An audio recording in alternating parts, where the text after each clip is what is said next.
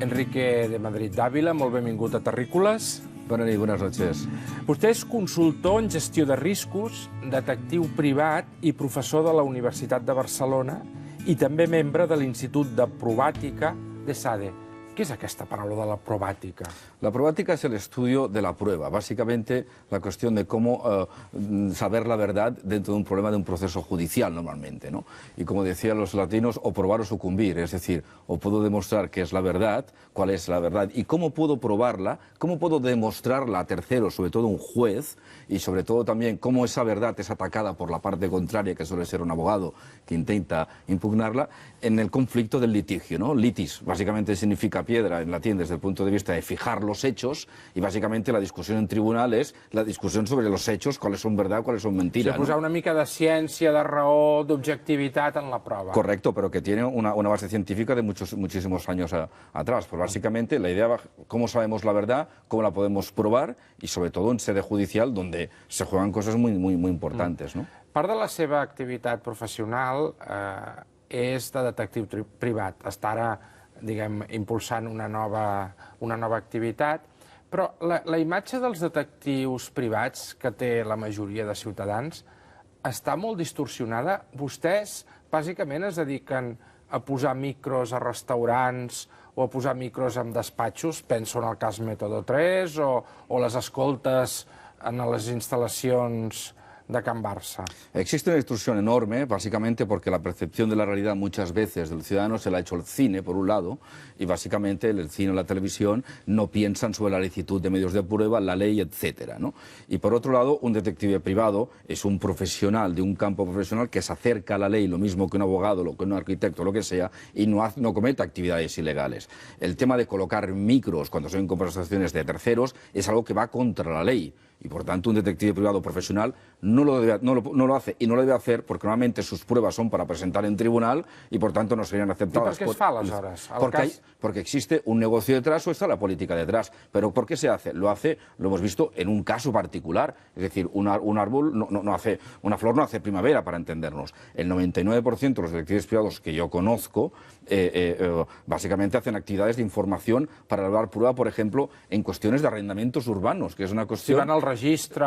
Van al registro, hablan con fuentes, van a registros públicos, se hacen vigilancias, con lo cual se vigila, se controla la actividad de personas. Pero hay que pensar que un detective privado tiene una licencia profesional que la da el Ministerio del Interior, se está bajo control de cuerpos gubernativos, incluso de un colegio profesional, y básicamente la idea es que toda esa actividad se hace incluso según la ley de seguridad privada. El detective privado son subordinados a las fuerzas y cuerpos de seguridad del Estado, y el Estado le da una licencia para hacer actividades de información. Per tant, el cap de seguretat d'una empresa, penso ara en el cas del Barça, que encarrega escoltes telefòniques als membres d'aquella organització, està fent una il·legalitat. Obviamente, si son una intervención de comunicaciones de terceros, está incitando al delito. Esto es obvio, está clarísimo. Escolti, i en la feina dels detectius privats, vostè ara comentava novel·la negra, cinema, això ha creat molts mites. ¿La realidad supera la ficción? Sí. ¿A vegades? A vegades sí. Hay veces que supera muchísimo la ficción, porque realmente hay muchos escenarios de la vida que muchas veces son desconocidos y por otro lado la realidad tiene una cantidad de submundos que es enorme. Es decir, ya una ciudad tiene una cantidad de ambientes, submundos que es bestial. La actividad de detectives va desde trabajos para las empresas, trabajos para el contraespionaje, para protegerse en estas cuestiones, trabajos para ciudadanos en casos familiares, desapariciones, personas que secuestran a los niños en el tema también de problemas de pareja que se los llevan a otro país y los han secuestrado. Tiene tal cantidad de mundos que muchísimas veces vemos que los guionistas no podrían llegar realmente a la complejidad que tienen muchos casos de investigación. I en alguns d'aquests casos que vostè comenta, hi ha conflicte amb les forces de seguretat de l'Estat? Perquè pot passar, no?, que s'estigui fent una investigació per part de les forces públiques de seguretat i que també la família o les persones al voltant d'aquell cas contractin. Com són les relacions de vostès amb els Mossos, amb la policia? Son de una manera que cambiará mucho en el futuro. Es decir, me explico. Existe una ley donde dice claramente, la ley de seguridad privada, donde está la ley que afecta a los detectives privados que no pueden llevar investigaciones de delitos de oficio. Esto básicamente es el concepto de delitos de sangre, ¿no? El homicidio, el asesinato. Por eso ya se ve que la percepción sobre el detective ya en España es distorsionada justamente por esto. Ahora bien, hay muchísimos tipos de actividades que sí puede hacer un detective privado, pero normalmente no suele existir colisión con actividades de la policía, a no ser, básicamente, de que el detective privado está haciendo investigaciones por alguien investigado por la policía. Y esto puede ocurrir. Por muchas veces el detective privado no lo sabe quién es realmente las intenciones que existe detrás del cliente. Normalmente las relaciones, yo por lo que he conocido, yo he sido vicepresidente del Colegio de Detectives Privados de Cataluña, las relaciones con los cuerpos de seguridad son, en mi opinión, muy cordiales. Bien es cierto que en algunas actividades, diciéndolo claramente, ha habido algún caso, por ejemplo, de investigación sobre detectives, etcétera, en donde obviamente lo hace la policía ese tipo de investigación. Entonces, se puede entender... Pueden produir conflictos. Cierta parte de conflicto, pero en general hoy en día esto no existe. En el futuro yo creo que cambiarán muchísimo las cosas, en donde, por ejemplo, cuando se presenten pruebas, por ejemplo, en temas de que alguien sea acusado de un homicidio tal y cual y sea detective que consiga las pruebas para exculparlo, se entiende que entonces de la investigación policial o del fiscal o quien sea, o del juez, puede haber cierto conflicto básicamente en ese punto, pero en el futuro llegará. Si estamos viendo las noticias cada mañana y cogemos Telecinco o cualquier gran cadena, solamente vemos gente que está siendo acusada de un homicidio, de tal cual, con lo cual és una part de la realitat petita, no? Exacto. Y en el futuro hay una cuestión muy importante. El artículo 24 de la Constitución dice el derecho a la seguridad, derecho a la defensa, derecho a la prueba como derecho fundamental. Por tanto, cualquier ciudadano, si es acusado injustamente de un delito y existe y ha pasado, yo he conocido casos de inocentes en una cárcel, pues necesita elaborar la prueba para poder demostrar al tribunal o a quien sea que esa persona no havia cometido ese hecho. Escolta, i com els ha afectat als detectius privats la crisi? Perquè totes les estadístiques diuen la gent ara es separa menys, tolera potser més les infidelitats amb la crisi, perquè, clar, a les separacions valen diners, a vegades es contracten detectius. ¿Això ho han notat vostès? Con la crisis, todo el mundo ha tenido menos dinero y ha habido menos negocio, con lo cual lo hemos notado absolutamente todos. En el campo profesional hemos visto un cambio, por ejemplo, que obviamente estos casos... que son la minoría de los casos de un detective privado hoy en día, pero por ejemplo infidelidades o cosas de este tipo han bajado dramáticamente desde el punto de vista de contratación y han subido otros como el fraude dentro de las empresas porque se mete la mano en la caja para sobrevivir a la crisis, o bien otras cuestiones también relacionadas, digamos, por ejemplo, con gente que son deudores y deben dinero y entonces son contratados detectives para localizar los activos, el dinero, dónde tiene el dinero esa persona, y a veces cuestiones que superan la realidad, como que hay personas que simulan un divorcio diabólico para decir que su mujer se ha quedado el dinero, él debe el dinero a una persona, a un tercero, para decir que es insolvente cuando siguen viviendo juntos, ¿no? Entonces, bien, por este lado ha habido cierto aumento de las cuestiones relacionadas con el dinero, con el fraude y con el cobro, o sea, para llevar a tribunal a alguien que tenía una deuda, pero desde el punto de vista de obtener la información y en qué cuentas bancarias, o si trabaja en negro y no está pagando, por ejemplo, la pensión a su mujer. Pues claro, hace falta esa prueba para que le pase la pensión a la mujer després de la discussió en tribunal. Vostès fan tot això. Sí. I també algunes empreses els hi demanen que investiguin, per exemple, un treballador que fa molt absentisme laboral o que molt de tant en tant o molt sovint està malalt per estrès o per depressió, aquestes coses que són molt difícils, no, de demostrar. Era una cosa usual en España, porque es un país... Sí, las empresas era usual que los contractesen... Para esta cuestión que dices que es el tema de las bajas fingidas. Yo fijo que estoy enfermo y lo que hago es cobrar de la empresa y de Seguridad Social y todo el mundo, y yo trabajo pintando pisos con un primo y hago un sobresueldo. Ahora nos arriesgan porque si los cogen se quedan sin trabajo. Antes, mira, si me has cogido, lo mismo encuentro un trabajo pasado mañana en otra empresa y todo esto que me he llevado. Hoy en día este tipo de fraude a la empresa ha bajado también bastante. Existe, pero ha bajado bastante. Ahora, hay otras cuestiones en la empresa que es sobre la cuestión de fidelidad en la custodia de informaciones, en el problema, por ejemplo, de que no se dé informaciones a la competencia. Y también hay otro campo muy grande de los detectives, que es el campo de los seguros, el fraude al mundo de los seguros, en donde el otro día me explicaban un caso, no era mío, pero de un compañero mío, que era espectacular, hablando de que si la realidad supera la ficción, de un sujeto que se había cortado la mano para cobrar la indemnización del seguro millonario. Él mateix? Él mismo. Y el detective pudo probar que aquello fue intencional. Difícil, ¿no? Muy difícil, pero lo consiguió probar, porque una persona que se va a cortar la mano se prepara muchas cosas después para las hemorragias, para la emergencia, porque le puede pasar algo, ¿no? Y hizo una serie de movimientos antes que no era normal que hubiese comprado ciertas cosas. Indemnització. Para indemnización, increíble. Devia estar en una situació molt desesperada, aquesta persona. Y una percepción de la realidad completamente loca, en mi opinión. Escolti, parlava del món de les empreses. El 2010 s'ha incorporat una norma al Codi Penal que obliga a les empreses a repensar tota la seguretat corporativa, de prevenir el risc, una nova, que genera fins i tot una nova professió. ¿Por qué se ha fet aquesta llei? Expliqui'ns en qué consiste. El concepto es el siguiente. Básicamente se ha colocado en el Código Penal, artículo 31 bis, una norma que dice que la empresa debe hacer el control debido para evitar que sus directivos y empleados lleven a cabo delitos que puedan ir contra el bien común. Me explico. Por ejemplo, el soborno de un político para conseguir una contrata, por ejemplo, el hecho de delitos al medio ambiente, por ejemplo, el hecho de hacer cohecho, ¿no?, con terceros, muchísimos delitos diferentes, que el concepto es que la empresa se tiene que portar bien dentro de la comunidad donde está y, por tanto, tiene que prevenir ella misma que sus empleados y directivos no se comporten de forma ilícita. Esto es la influencia del derecho anglosajón en el derecho continental europeo. Básicamente la idea era anteriormente, si una empresa, un directivo hacía un soborno, por ejemplo, para una contrata pública o lo que sea... El responsable era él. Él era el responsable, quizás era imputado, lo llevaban a la cárcel, pero la empresa se quedaba el beneficio económico de lo que había sido ese soborno. Y eso ha cambiado. El paradigma fundamental es que la empresa tendrá también responsabilidad penal, al punto que incluso, me enteré el otro día, existe un registro de certificados penales de personas jurídicas, lo que sería certificados penales de empresas, que las compañías extranjeras las piden para decir, para hacer negocios contigo, quiero este certificado para saber que te has portado bien y que no hacéis ningún tipo de corrupción, etcétera.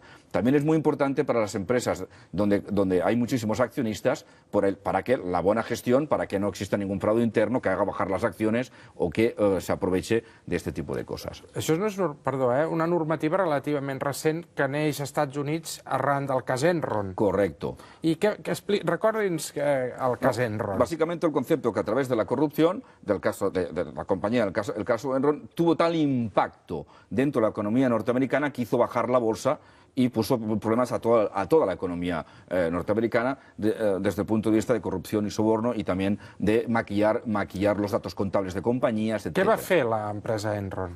Básicamente la empresa llevó a cabo una serie de actividades de corrupción con empleados públicos y maquillaje también de las cuentas propias que tenía esta compañía. Entonces, todo esto lo que hizo básicamente es, al final del día, estaban maquillando que la compañía funcionaba muy bien, invirtió muchísimo dinero la gente en esa compañía y de repente resultaba que no tenía estaba mintiendo sobre la realidad de la empresa. Estaba mintiendo. Es lo que se llama economía creativa en el mundo de la auditoría. Es maquillaje puro y duro y tal. Pero mientras, muchísimas personas compraban acciones pensando que ahí podían poner su jubilación, podían poner un poco de las preferentes aquí, però en fórmula nord-americana. Un altre cas també molt conegut és el de Siemens, no? Alemanya. Correcto. Aquesta imatge dels alemanys com gent seriosa, que respecta la llei, Correcto. a vegades això no és així. Yo no voy a juzgar aquí a los alemanes, no es mi misión. Lo que sí que puedo decir es que el caso Siemens es que la compañía, y lo digo porque se habla el caso Siemens como un taller en los cursos universitarios,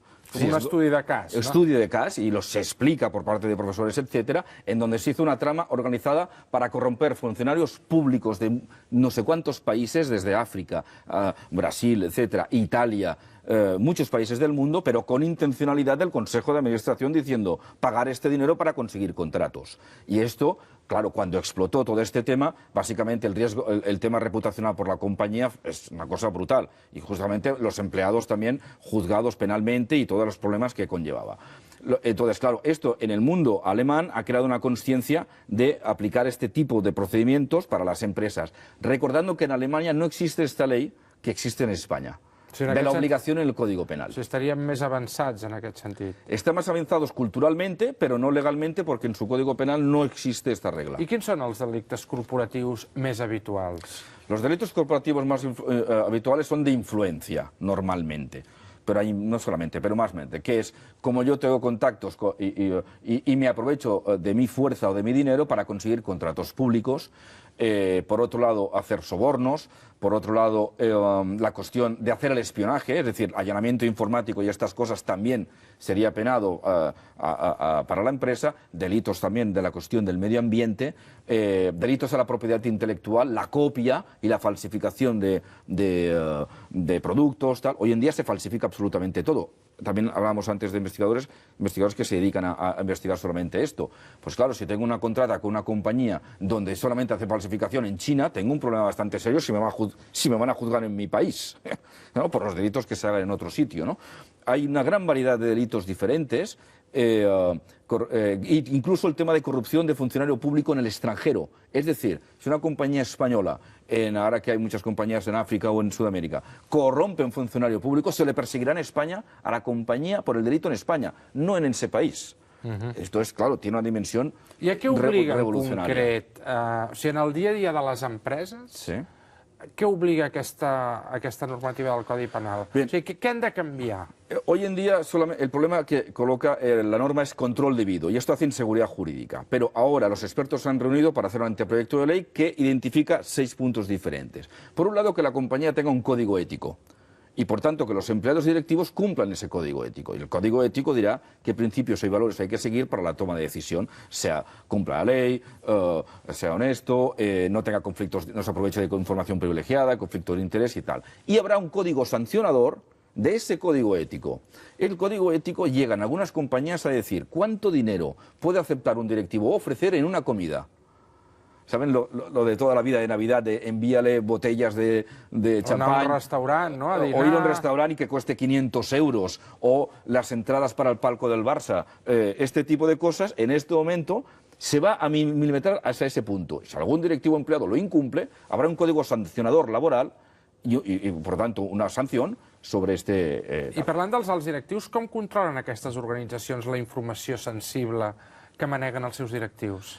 Obviamente tiene que hacer procesos de control, es obvio. Es decir, justamente la ley lo que obliga es a tener el control debido, pues se debe controlar los procesos de información y prever qué tipo de directivo puede tener un perfil más tendente a tener un comportamiento que sea delictivo. Por tanto, sobre ese perfil ponerle más control para evitar que este directivo... Però aquí entra en un conflicte entre l'empresa que ha de complir la normativa i el dret a la intimitat de la persona. Es produeix un conflicte aquí. Sin duda ninguna, pero esto hay jurisprudencia que lo ha resuelto en ciertos casos. Por ejemplo, el problema de cómo controlar el email de los trabajadores o la PDA del empleado.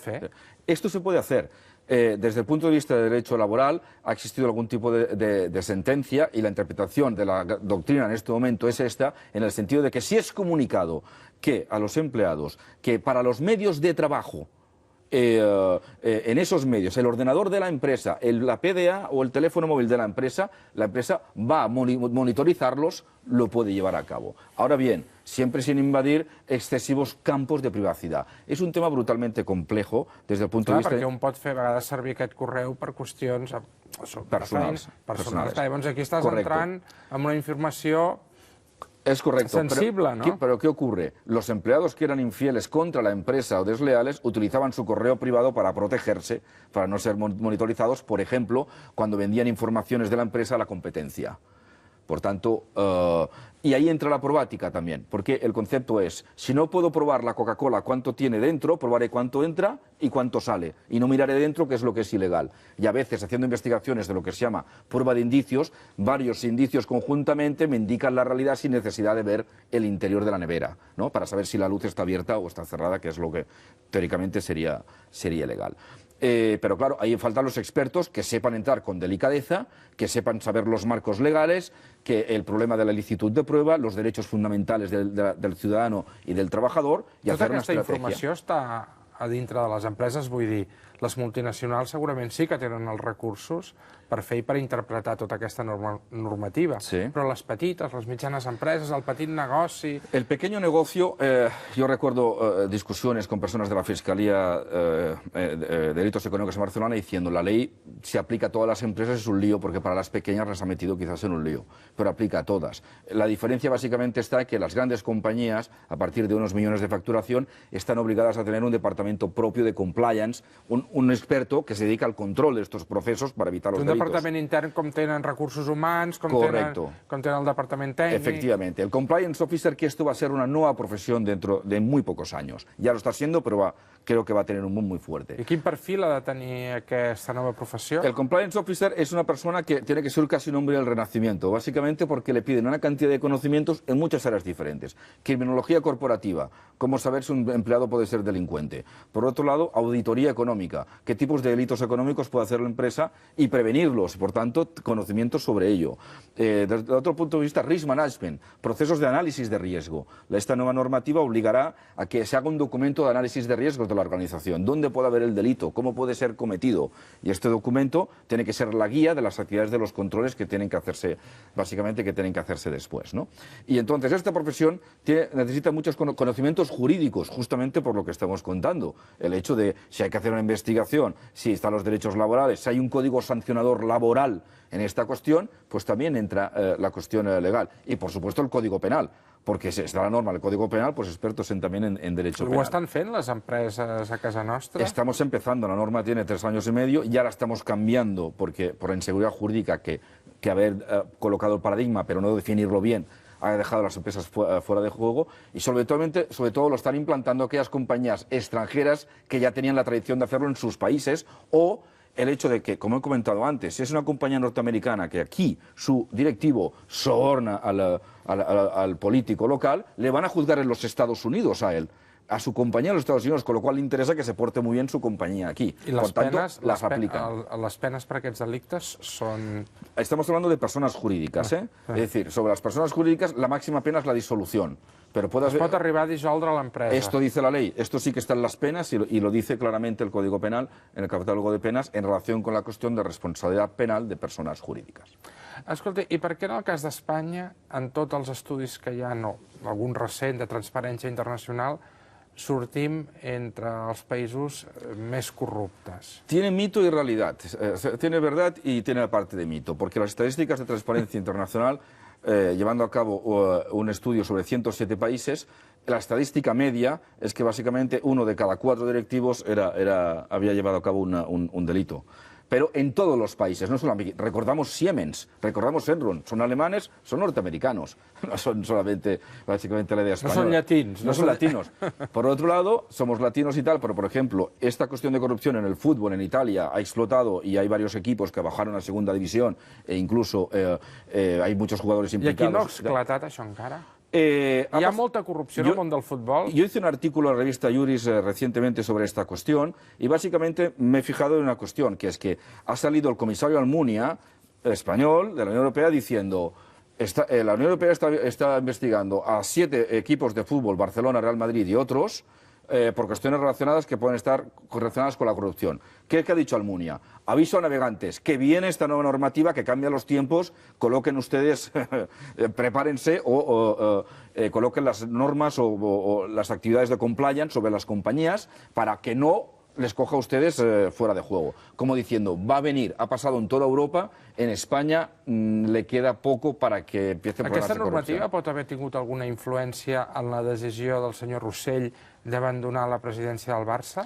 Lo desconozco exactamente en esta cuestión, si la normativa está exactamente aplicado, pero básicamente, claro, la cuestión es que la discusión sobre los contratos del jugador de fútbol del Neymar, si estos contratos han sido utilizados y el Fútbol Barcelona tenía alguna relación con ayudar a hacer algún tipo de delito, cuidado que podía aplicar toda esta cuestión de no solamente la responsabilidad personal del presidente, desde el punto de vista jurídico penal, yo no soy experto en esto, pero la podría tener, pero que se la quedarà la institución después, ¿no? Això és el que realment aporta la llei, que la responsabilitat és de la institució. De la institución, con lo cual un directivo de una junta anterior no puede hacer lo que quiera y después los éxitos se lo queda el equipo deportivo en el futuro para comprar más jugadores. Me explico. Y cuidado que incluso puede haber sanciones de Hacienda bastante potentes en este tema. Entonces, penas por cuestiones fiscales. Entonces, es un tema muy complejo, pero yo desconozco exactamente... Però els clubs de futbol també estan obligats a aplicar todos aquests procesos que diu la normativa? Todas las compañías, y por ejemplo está diciendo Almunia que el problema es que no han hecho el paso a sociedades anónimas deportivas también estos clubs. Y es una irregularidad dentro de la... O sigui que vostè preveu que el tema dels clubs de futbol petarà en els propers anys. Está empezando a petar, ha petado en muchas partes de Europa, en Italia, que somos primos hermanos, ha explotado con mucha fuerza. Cuando veas las barbas de tu vecino cortar, Almunia ha salido a la televisión diciendo, ojo, recordamos que esa misma semana habían dos noticias más, que si todo está por probar, obviamente, lo que estoy diciendo aquí, yo no tengo ninguna prueba de ello, solamente lo que dicen los medios de comunicación. Básicamente, que si los padres del jugador Messi están con narcos colombianos blanqueando dinero en los partidos de beneficencia en Sudamérica, y por otro lado la cuestión de Almunia, por otro lado la cuestión del Neymar y con los contratos estos que no quedan claros, pero que dicen que los van a aclarar, bueno, pues los aclaren, perfecto. Ojo, que estos son señales. Recordemos del Nido en Sevilla. Y hay muchos otros problemas de otros equipos del Mediterráneo. Entonces, ojo, que claro, pero claro, el fútbol es... ¿Y no hi ha ningú intocable aquí? Ni el president del Madrid? Ahora se están resistiendo, pero es que lo serán si Europa empuja. Es decir, de momento, como también tenían deudas con la seguridad social, con Hacienda de la seguridad social, no recuerdo, los equipos de fútbol que eran condonadas. Y si yo no pago la seguridad social un mes, a mí ¿no? Tenen com un privilegi que no s'acaba d'entendre. Porque el fútbol es un poco, en este sentido, un poco intocable y seguramente pues esta cuestión de pan y circo y fútbol pues tendrá Una última qüestió, senyor de Madrid. Els límits de la transparència. On creu que, perquè clar, a vegades 100% de transparència també pot ser perjudicial, on creu que han d'estar els límits de la transparència? Tiene que estar en el cumplimiento de la ley, es decir, realmente aplicar los códigos éticos y que las tomas de decisiones de las empresas sean realmente éticos. Porque claro, la transparencia en las empresas puede llegar al límite que no hagan daño a la competitividad, porque si explicamos demasiadas cosas, las compañías extranjeras tienen mucha más competitividad. Moltíssimes gràcies per explicar-nos tot aquest món tan desconegut, tan desconegut, i molta sort.